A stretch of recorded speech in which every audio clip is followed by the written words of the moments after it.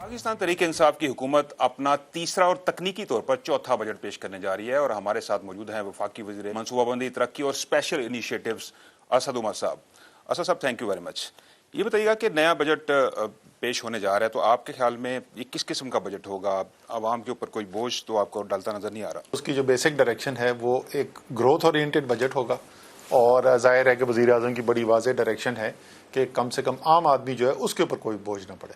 250 billion इजाफा किया जा रहा है डेवलपमेंट बजट में, 900 बिलियन एक बड़ा बजट आप रखने जा रहे हैं, तो प्रायोरिटीज क्या होंगी इस बजट की? कुछ तो वो चीज़ें हैं जो पाकिस्तान के मुस्तकबिल के लिए ज़रूरी हैं और ये वज़ीर आज़म की एक कमिटमेंट है कि ये वो बड़े मंसूबे हैं जो ख़त्म भी नहीं होंगे अगले इलेक्शन से पहले। तो अरबों रुपए उधर जा रहा है।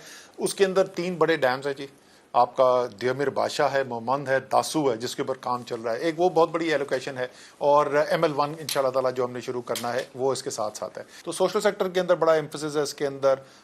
HEC का तारीखी बजट है, स्किल डेवलपमेंट के इसके अंदर पैसे गए, माहौलियात के लिए जितना बजट रखा गया है वो आज तक पाकिस्तान की तारीख में कभी नहीं रखा गया। सनत है, ज़राअत है, उसके लिए इसके अंदर पैसा रखा गया है। फिर जो मुस्तकबिल की मईशत है वो साइंस, टेक्नोलॉजी, IT से आनी है, तो उसके लिए खातिर खा पैसा रखा गया है। इस बार कुछ थोड़ा स्लो प्रोसेस रहा डेवलपमेंट एक्सपेंडिचर्स को यूटिलाइज करने का, तो अगले साल किस तरह इंश्योर करेंगे कि तमाम पैसा खर्च हो ताकि रोजगार क्रिएट हो? बिल्कुल, ये एक हमारा चैलेंज है जिसके ऊपर हम काम जून 30 से पहले शुरू कर रहे हैं, क्योंकि अगर आपने बेहतर तरीक़ेकार से ये सलाहियत ना पैदा की तो ये पैसा फिर हम इस्तेमाल नहीं कर सकेंगे। तो पूरा एक हमने वज़ीर आज़म को खाका पेश करना है जून 30 से पहले, जिसकी बुनियाद की बेसिस पे हमें ये यकीन हो सके कि अगले साल का ये पूरा बजट जो है, जो एक खतीब रकम है, वो इस्तेमाल हो सके। वज़ीर आला सिंध को बड़े शिकवे हैं, उन्होंने कहा सौतीली मां जैसा सलूक किया गया। तो कराची के लोगों के लिए इस दफ़ा क्या बड़े प्रोजेक्ट्स होंगे या पैसा कितना खर्च होगा? और बिलावल भुट्टो कह रहे हैं कि एक सियासी तफरीक पैदा होगी, एहसास महरूमी होगा, जिस तरह का PSDP इस दफ़ा पेश किया जा रहा है। ये इसमें मेरे ख्याल में इस बात में उनकी बड़ा वजन है। वाकई में एक महरूमी का शिकार एक सिंध का हुक्मरान तबका हमें नजर आ रहा है। इन्हीं अवाम के बजट्स की बुनियाद के ऊपर सरे में महल बनाए, डायमंड के नेकलेस खरीदे, पेरिस के अंदर जायदादें बनाई, दुबई में टावर खड़े हुए, वो वाकई में महरूम होने जा रहे हैं। पैसा सिंध के अवाम के ऊपर लगने जा रहा है। जितना वफाकी इस बजट के अंदर सिंध के लिए पैसा रखा गया, इतना तारीख में कभी पहले नहीं रखा गया। बड़ी जो कराची ट्रांसफॉर्मेशन पैकेज की मंसूबे हैं उन सब के लिए पैसा रखा गया है। जो सिंध के तरजीहाती अजला के लिए जो स्कीमें अनाउंस की गई थी उनके लिए पैसा रखा गया है। इंशाअल्लाह ताला पूरे सिंध के अंदर आपको तरक्याती काम होते हुए नजर आएंगे। ग्रीन लाइन मंसूबा जो था वो उसकी टाइमलाइन आपने तय की थी, लेकिन वो लगता है वो तखीर का शिकार है। क्या वजह कि अभी तक टेस्ट ट्रायल बसों का शुरू नहीं हो सका? कितना पैसा खर्च हो गया? कब तक मुकम्मल होगा ये डिलीवरी? जी, पैसा तो आप समझ लें तकरीबन 90% उसका मुकम्मल हो चुका है। बसों की जो इंस्पेक्शन थी वो मुकम्मल कर दी गई है, उनको गो अहेड दे दिया गया मैन्युफैक्चरिंग करने के लिए।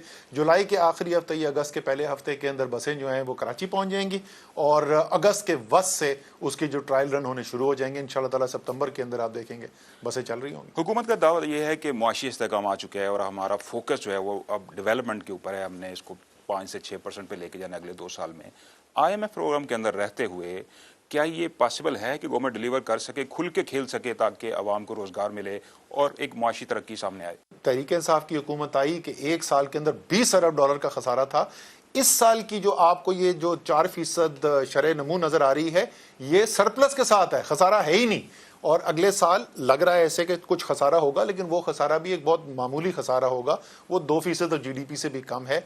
तो ये जिसको कहते हैं इकोनॉमिक की इस्लाह में सस्टेनेबल ग्रोथ है और इसके ऊपर IMF को कोई इतराज़ नहीं। आपने काफ़ी रेजिस्टेंस की थी शुरू में जब आप फाइनेंस मिनिस्टर थे, IMF की सख्त शराइत की, और आज 3 साल बाद भी वही सिचुएशन है, गवर्नमेंट फिर रेजिस्ट कर रही है। तो आप उस वक्त ठीक थे, उस वक्त तनकीद की गई कि हमने IMF प्रोग्राम को डिले कर दिया, लेकिन आज हम फिर उसी पॉइंट पे खड़े हैं। अगर आप आंख बंद करके IMF की हर शर्त को कबूल कर लेंगे तो आप IMF का मुआहदा तो कर लेंगे, लेकिन आप पाकिस्तान के लिए को अच्छा नहीं करेंगे।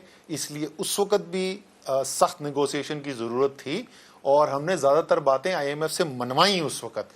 इसी तरीके से अभी जो वज़ीर ख़जाना जो कोशिश कर रहे हैं और वो कोशिश कर रहे हैं कि पाकिस्तान की आवाम की बेहतरी के लिए IMF से अपनी शराइत मनवाएं, तो ये बिल्कुल ठीक कर रहे हैं। मरियम बीबी कहती हैं कि हुकूमत के दिन गिने जा चुके हैं, जबकि बिलावल भुट्टो भी ये कह रहे हैं, उनकी पीपल्स पार्टी भी ये कह रही है कि 100 दिन का जो प्लान था वो तो 1000 दिनों में भी मुकम्मल नहीं हो सका तरीके इंसाफ। अच्छा, गिनती इनकी हमेशा कमज़ोर है। आपको याद हो दिसंबर 2019 में इन्होंने कहा हुकूमत गई और आपकी बहुत सारे साथी जो हैं सहाफ़ी वो भी एक्साइटेड होकर सब उधर पहुंच गए थे, मौलाना आ गया।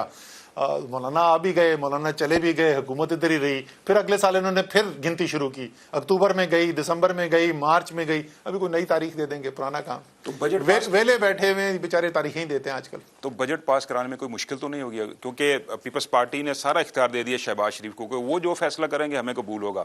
اچھا, یہ ایک دوسرے میں پہلے تو فیصلہ کر لینا کہ یہ ویلن ہے یا ہیرو ہے. آپس میں ایک دن کہتے ہیں ویلن ہے, دوسرے دن کہتے ہیں ہیرو ہے. جی بالکل, اپوزیشن جو ہے وہ ظاہر ہے مخالفت کرے گی, لیکن پہلے بھی بجٹ پاس کرائیں. ابھی وزیر اعظم نے اپنا کانفیڈنس کا, اعتماد کا ووٹ حاصل کیا ہے, تو انشاءاللہ تعالیٰ بجٹ پاس ہوگا. ڈبل ڈیجٹ میں مہنگائی چل رہی ہے, اس میں ڈراسٹیکلی کمی کیوں نہیں ہو رہی؟ جو آپ کو شرح نمو نظر آئی ہے, اس سے آپ کو نظر آیا ہے کہ آمدنی لوگوں کی بڑھ رہی ہے. خاص طور پہ ہمارا جو دیہی علاقہ ہے, ہمارے کسان جو ہیں, وہ جو 93% کسان چھوٹا کسان ہے, اس کی آمدنی میں ایک بہت بڑا میں اضافہ ہوتا ہوا نظر آیا. اور اسی کی وجہ سے آپ دیکھ رہے ہیں کہ ہر وہ چیز, چاہے موٹر سائیکل ہو, ٹریکٹر ہو, اس کے اندر آپ کو تیزی سے ترقی ہوتے ہوئے نظر آ رہا ہے. دوسرے ساتھ یہ بھی حقیقت ہے کہ اشیاء خوردونوش کے اندر مہنگائی ہے, اور وہ عالمی ایک فنومنا ہے. تیل کی بھی قیمت عالمی مارکیٹ میں بڑھی ہے, اس کے اثر پاکستان پہ بھی آیا ہے. وزیر اعظم نے کوشش یہی کی ہے کہ اس اثر کو کم سے کم رکھا جائے پاکستان کے عوام کے اوپر. آپ پیٹرول کے اوپر دیکھ لیں, پچھلے 3 یا 4 دفعہ سے جو اضافہ ہے وہ انہوں نے مسترد کر دیا. ایک سیکنڈ ویو کیا انفلیشن کے نظر نہیں آ رہی؟ گورنمنٹ کہتی ہے انٹرنیشنل مارکیٹ کے اندر پرائسز بڑھی ہیں, ہم نے کمپیریٹیولی کم بڑھنے دیے ہیں کیونکہ ایسے میجرز لیے گئے ہیں. تو کیا وہ جو گیپ بڑھتا ہوا نظر آ رہا ہے؟ پاکستان میں روپیہ جو 168 پہ چلا گیا تھا, وہ 152 پہ آ گیا. تو جو روپے کی ہماری قدر جو ہے, ہماری طاقت جو ہے, وہ جو بڑھی ہے, اس کی وجہ سے یہ جو باہر کی امپورٹڈ انفلیشن ہے, اس کا اثر جو ہے وہ تھوڑا کم ہوا ہے. 3 سال کی جو پرفارمنس آپ دیکھ رہے ہیں, اس کی بیس پہ تحریک انصاف کی حکومت آپ کے خیال میں الیکشن جیتنے کی پوزیشن میں ہے؟ معیشت انشاءاللہ تعالیٰ بہتر سے بہتر ہوتی چلی جائے گی. اور ہم 2 سال پہلے آپ کو یہی بتاتے تھے یار, ہم نے تو ٹائم بھی بتایا تھا 2 سال کے بعد آپ کو بہتری نظر آنی شروع ہوگی. وہ انشاءاللہ اور بہتر سے بہتر ہوئی. میں وہی خیبر پختونخوا کا پچھلی ٹرم والا رپیٹ دیکھ رہا ہوں. پہلے 2 سال 2.5 سال سارے جرنلسٹ جو ہمارے چلیے اچھا نرم گوشہ بھی رکھتے تھے, وہ سب کہتے تھے کچھ نہیں ہو رہا, کچھ نہیں ہو رہا, کچھ نہیں ہو رہا. 2.5 سال کے بعد بات بدلنی, یار کچھ ہو رہا ہے. میں وہی دیکھ رہا ہوں کہ یہاں پر بھی اب لوگوں نے کہنا شروع کر دیا نہیں واقعی میں کچھ ہو تو رہا ہے. انشاءاللہ تعالیٰ اور بہتری ہوگی. تو وزیر اعظم عمران خان آپ کے خیال میں ایک لمبی اننگز کھیلنے جا رہے ہیں, سیاسی اننگ؟ اس میں کوئی شک ہی نہیں. جی میں نے لکھا عمران خان پرائم منسٹر 2018 اور میں نے شاہ زیب کو دے دیا. میں آپ کو 2023 کا لکھ کے دینے کو تیار ہوں. یعنی اگلا الیکشن تحریک انصاف اگلا جیتے گی؟ الیکشن عمران خان وزیر اعظم ہے دوبارہ انشاءاللہ. بینگ چیئرمین NCOC, اب کافی پابندیاں ختم ہو چکی ہیں. آپ کے خیال میں جو ویکسینیشن ہو رہی ہے ملک کے اندر, 1 کروڑ سے زیادہ لوگوں کی ہو چکی ہے, تو مکمل پابندیاں کب تک ہٹنے کا امکان ہے آپ کے خیال میں؟ اس کا جواب جو ہے نا, یہ منحصر ہوگا پاکستان کی عوام کے اوپر. جتنی جلدی ویکسین لگوائیں گے, جتنی جلدی ہماری شرح ویکسینیشن کی بڑھے گی, اتنی ہم جلدی یہ پابندیاں ختم کر سکتے ہیں. خواہش یہی ہے کہ یہ تمام تر پابندیاں ختم ہو جائیں, لیکن ہم وہ اس وقت تک نہیں کر سکتے جب تک ویکسینیشن بڑی تعداد میں نہ ہو. اسلام آباد کے شہری جو ہیں وہ پورے پاکستان کے لیے اس وقت رول ماڈل ہیں, بڑی تیزی سے ویکسینیشن ہو رہی ہے. اگر اسی طریقے سے باقی پاکستان کے اندر بھی لوگ عوام سامنے آئیں گے اور ویکسینیشن کروائیں گے, تو انشاءاللہ تعالی اگلے چند ماہ کے اندر ہم یہ دیکھ سکتے ہیں کہ ہاں یہ ممکن ہے کہ شاید مکمل طور پہ پابندیاں. آگے عید آ رہی ہے تو کھل کر کاروبار لوگ کر سکیں گے. جولائی 15 تک ٹارگٹ کرو کہ ہم نے بالکل ٹارگٹ اپنا ہٹ کرنا ہے, تاکہ اگلی عید کے اوپر کم سے کم مارکیٹنگ کھلی ہو اور ہمیں بند کرنے کی ضرورت نہ پڑے. صحیح یہی پیغام, جتنی جلد ویکسینیشن لگواتے جائیں گے اتنی جلد پابندیاں ختم. اتنا بڑا دعویٰ کرنا کہ کورونا فری ہو جائے گا وہ مناسب نہیں ہوگا. اگر پاکستانیوں نے اچھے طریقے سے تیزی سے ویکسین کے لیے رجسٹر کرایا, ویکسینیشن کے لیے آئے, تو اگلے چند ماہ کے اندر تقریباً آپ سمجھیں پابندیاں ختم کی جا سکتی ہیں.